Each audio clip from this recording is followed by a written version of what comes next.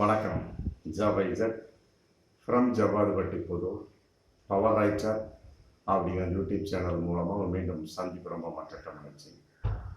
அத்தோட எங்கள் சேனலை சப்ஸ்கிரைப் பண்ணுங்க, பெல் பட்டன் அழுத்த மறந்துடாதீங்க. அத்தோட எல்லாத்துக்கும் ஷேர் பண்ணுங்க. இந்த நாடாளுமன்ற தேர்தலில் யாருக்கு போட்டியே இல்லையோ, முதல்ல அதிமுக மற்றபடி திமுகவுக்கு போட்டி மாதிரி தெரிஞ்சுது. அது எங்கேயோ விலகி இன்னைக்கு அதிமுகவா பாஜகவா அப்படிங்கிற ஒரு நிலைப்பாடு வந்தாச்சு. ஒரு மிகப்பெரிய ஒரு மாற்றத்தின் வெளிப்பாடா இல்லை தன்னைத்தானே அவர்கள் மாற்றி கொண்டார்களா, எதனின் அடிப்படை அப்படின்னே தெரியல. கிழின்னு கிழிச்சிட்டு இருக்கிறாங்க. அண்ணாமலை கோவைமுத்தூர்ல ஒரு பேட்டி கொடுக்குறாரு. பேட்டி கொடுத்த வகையில் எல்லாம் என்னைய சொல்றாங்க, பெரிய பெரிய கூட்டணி நீங்க உடைச்சிட்டீங்க அப்படின்னு சொல்றாங்க. அதிமுக பாஜக கூட்டணி இருந்துச்சு இல்லையா, அது உடைந்ததுக்கு அண்ணாமலை தான் இருக்கான்னு என்னையும் சொல்றாங்க. உண்மை அதுவும் இல்லை.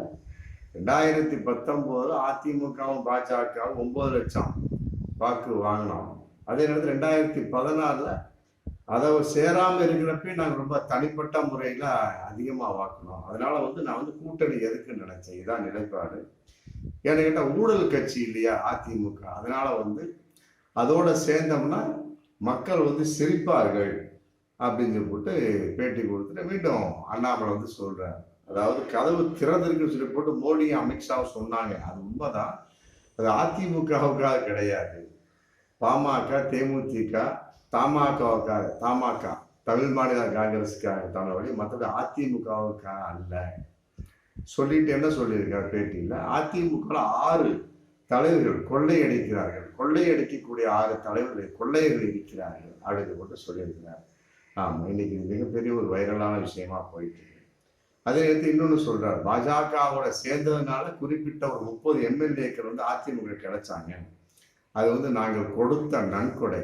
அவங்க சொல்றமா நான் பிச்சைலாம் சொல்ல மாட்டேன், கொடைன்னு தான் சொல்லுவேன். அதே நேரத்தில் 2019 தோல்வி அடைந்ததுக்கு அதிமுக சேர்ந்தது ஊழல் தான் காரணம்.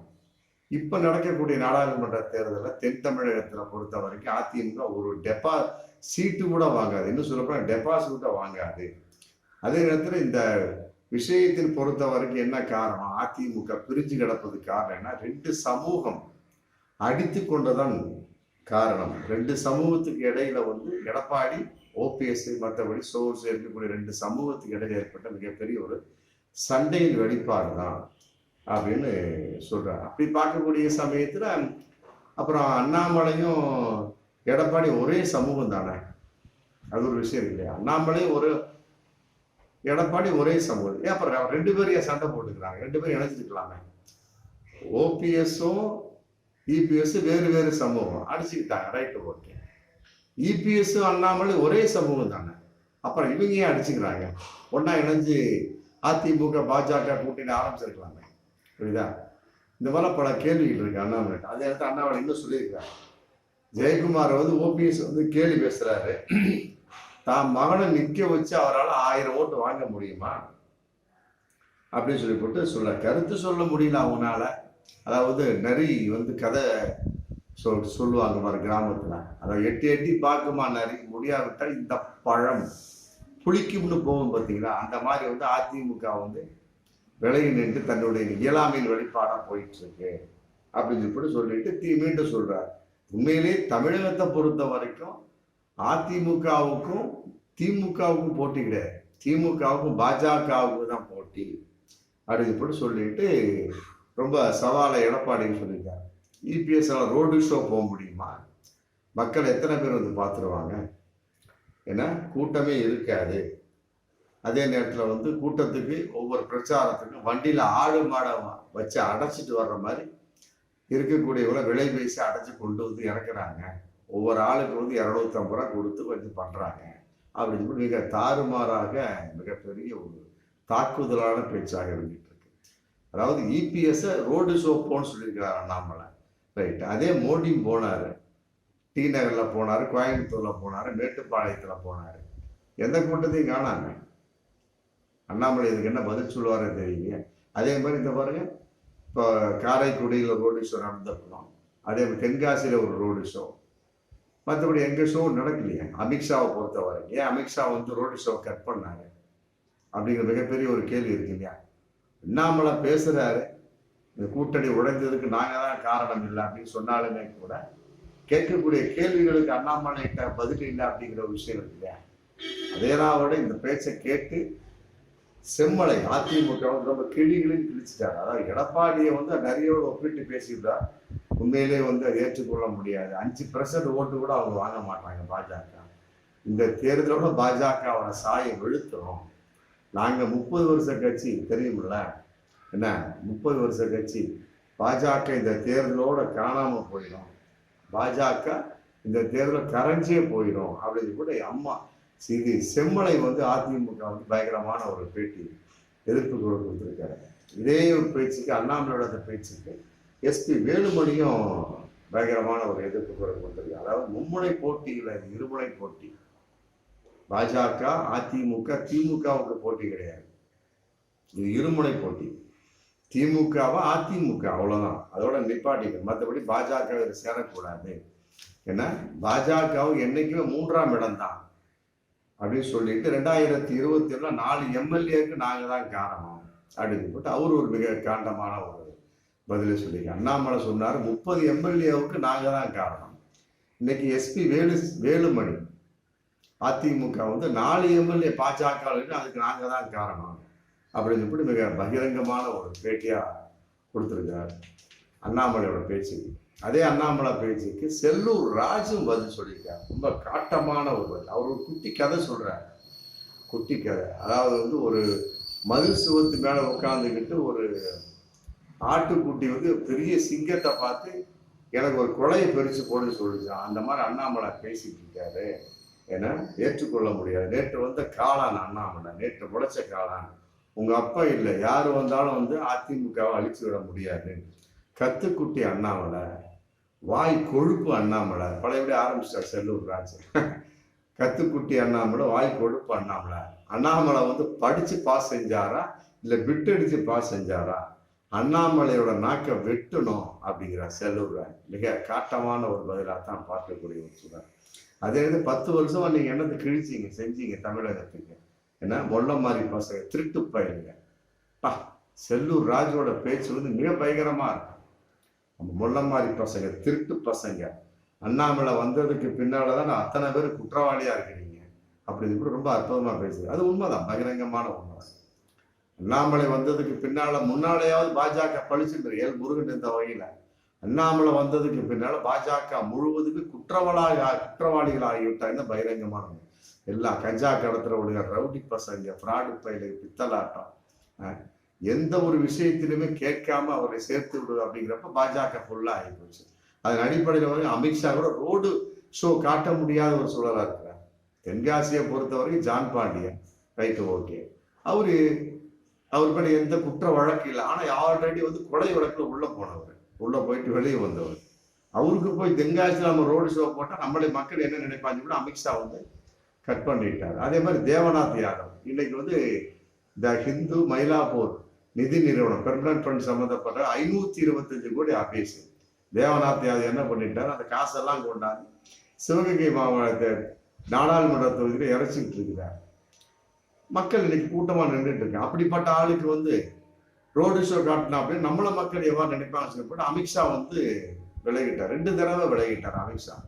இப்படிலாம் ஏகப்பட்ட இடங்களை சேர்க்கப்பட்ட நபர்கள் பிரதிநிதிகள்லாம் வந்து குற்றவாளிகளா இருக்கிறாங்க அப்படின்ற பாஜகவில். இப்ப கூட்டணியா சேர்ந்தவங்களும் குற்றவாளியாகவும் மிகப்பெரிய அக்குஸ்தனமா இருக்கிறார் அப்படிங்கிற பகிரங்கமான. அப்ப எதுக்கு அமித்ஷா வந்து தன்னுடைய கூட்டத்தை இது ரத்து செய்யணும் ரோடு ஷோ அப்படிங்கிற பகிரங்கமான ஒரு கேள்வி இருக்கு இல்லையா. ஆனா அதன் அடிப்படையில் அண்ணாமலை சொல்றார், அண்ணாமலையோட நாக்கை வெட்டணும். 10 வருஷம் என்ன பண்ணீங்க, மொல்ல மாதிரி பழக திருட்டு பயிலுங்க. என்ன அண்ணாமலை வந்ததுக்கு பின்னால்தான் பாஜக ஒண்ணு விளங்காம போச்சு, அத்தனை வயலும் இதா இருக்கு அப்படின்னு சொல்லிட்டு செல்லூர் ராஜ் வந்து மிக ஒரு அற்புதமான ஒரு உண்மையை கட்டி விட்டார் என்பதை பகிரங்கமான உண்மை. என்ன சொல்லிட்டார் அப்படின்னா, 2021 சட்டமன்ற தேர்தலில் ஓட்டுக்கு 1000 ரூபாய் கொடுத்தோம் கரூர்ல, அண்ணாமலையால ஜெயிக்க முடிச்சுதா? இல்லையே அப்படின்னு ஒரு மிகப்பெரிய ஒரு கக்கி இருக்கிறார் அப்படின்னா பகிரங்கமான உண்மை. இதை தேர்தல் ஆணையம் கவனிக்கணும். தோல்வி தோத்துட்டார் கரூர். சட்டமன்ற தேர்தலில் தோத்துட்டார் அண்ணாமலை. இருந்தாலும் வந்து செல்லூர் ராஜு சொன்ன வகையில் எந்த தொகுதியில கொடுத்தாங்க? பாஜக நம்பி 1000 ரூபாய் தமிழகம் முழுவதும் கொடுத்தாருங்களா, இல்ல கரூர் மாவட்டத்துக்கு மட்டும் கொடுத்தாருங்களா, அரவக்குறிச்சி தொகுதிக்கு மட்டும் கொடுத்தாருங்களா, அண்ணாமலைக்கு மட்டும் கொடுத்தார்களா அப்படிங்கிற கேள்வி இருக்கு இல்லையா? செல்லூர் ராஜு பேசியிருக்கிறாரு அண்ணாமலை எதிர்த்து. ஆனா மிக பகிரங்கமான ஒரு உண்மையை சொல்லிவிட்டார் அப்படிங்கிறத நிதர்சனமான ஒரு கூர்மையாக கவனிக்கப்பட வேண்டிய ஒரு விஷயமா இருக்கு. இந்த தேர்தலில் எந்த அளவுக்கு கொடுக்குறாங்க அப்படிங்கிற ஒரு கேள்வி இருக்கு இல்லையா? அன்னைக்கு 2021 பாஜக அவர் கூட்டணி சேர்ந்த வகையில கொடுத்தாங்க, 1000 கொடுத்தாங்க. இன்னைக்கு வந்து எந்த அளவுக்கு கொடுக்கின்றார்கள் அப்படிங்கிறத தேர்தல் ஆணையம் கவனிக்கணும். இதையெல்லாம் ஒரு இன்னொரு விஷயம், எடப்பாடி வந்து இன்னைக்கு ரொம்ப திருவாய் வளர்ந்துருக்கிறார். அதாவது வந்து ஆரணியில பேசியிருக்கிறார். ரொம்ப எடப்பாடியை பொறுத்த வரைக்கும் இது மோடியை எதிர்த்தோ அமித்ஷாவை எதிர்த்தோ ஒரு வார்த்தை கூட பேசியது கிடையாது. அண்ணாமலை எதிர்த்து இவங்க தான் தட்டி எரிஞ்சிட்டு இருப்பாங்க. வேலுமணி, மற்றபடி செம்மனை, செல்லூர் சொல்ல வேண்டிய அவசியமே இல்லை. நாக்க புடுங்குற மாதிரி கேள்வி கேட்பாரு. அந்த மாதிரி செல்லூர் ராஜு அது நிகர். அதே மாதிரி ஜெயக்குமார் அப்படிதான் பிச்சு பெடல் எடுத்துருவாரு. அதையெல்லாம் விட இன்னொரு விஷயம், மோடியை பத்தி அவங்க பேசாவிட்டாலுமே கூட மோடியை பத்தி எடப்பாடி இன்னை வரைக்கும் வாய் திறக்காம இருந்தார். இந்த 4 நாளைக்கு முன்னால ரோடி ஷோவை பத்தி பேசினார். மோடியை பத்தி திருவாய் வளர்ந்துருக்கிறார். என்ன வளர்ந்தார் அப்படின்னா, ரோடு ஷோ போட்டா ஓட்டு போட்டுருவாங்களா, அதெல்லாம் யாரும் போட மாட்டாங்க, தமிழக மக்கள் ஏமாற மாட்டாங்க கூட மோடி மிக மோசமான முறையில் ஒரு தாக்குதல் பண்ணியிருக்காங்க. அதையெல்லாம் விட இன்னொரு மோசமான ஒரு ஆரணியில தாக்கி பேசியிருக்காங்க. 2 நாளைக்கு முன்னாடி என்ன பேசியிருக்காங்கன்னா, கச்சா எண்ணெயோட விட ரொம்ப கம்மி. ஆமா, அதன் அடிப்படையில் பார்க்கின்ற பொழுது டீசல் பெட்ரோல் ரொம்ப கம்மியா கொடுக்கலாம். ஆனா இவங்க 70% வரியை போட்டு வெளிநாட்டிலிருந்து கச்சா எண்ணெயை வாங்க வேண்டியது, அதுக்கு மேல 70% வரியை போட்டு அது இந்திய மக்களுக்கு அவர்கள் அதிகப்படியான விலையில் விற்று கொண்டிருக்கிறார்கள். அப்போ வந்து விலைவாசி உயர்வுக்கு பாஜக தான் காரணம் அப்படின்னு சொல்லிட்டு மிக அதிரடியான ஒரு கருத்தை வந்து எனக்கு எடப்பாடி சொல்லியிருக்கிறார். என்னமோ தெரியல, முதல்ல எல்லாம் வந்து அதிமுக வந்து திமுகவை தாக்கி தான் பேசிட்டு இருந்தாங்க. திடீர்னு ஒரு நிலைப்பாடு இந்த ஒரு வாரமா அதிமுக பாஜகவை நோக்கி கிழிச்சிட்டு இருக்கிறாங்க. ஆமா, கிழித்து நாறு நாராக தொங்க விடுக்கப்பட்ட ஒரு மனித உடலாகத்தான் இன்னைக்கு அண்ணாமலை பார்க்கக்கூடிய ஒரு சூழல். அதிமுக எவ்வாறு இந்த நிலைப்பாட்டுக்கு வந்தாங்க அப்படிங்கிறது மிக மர்மமான முறையில் இருக்கு.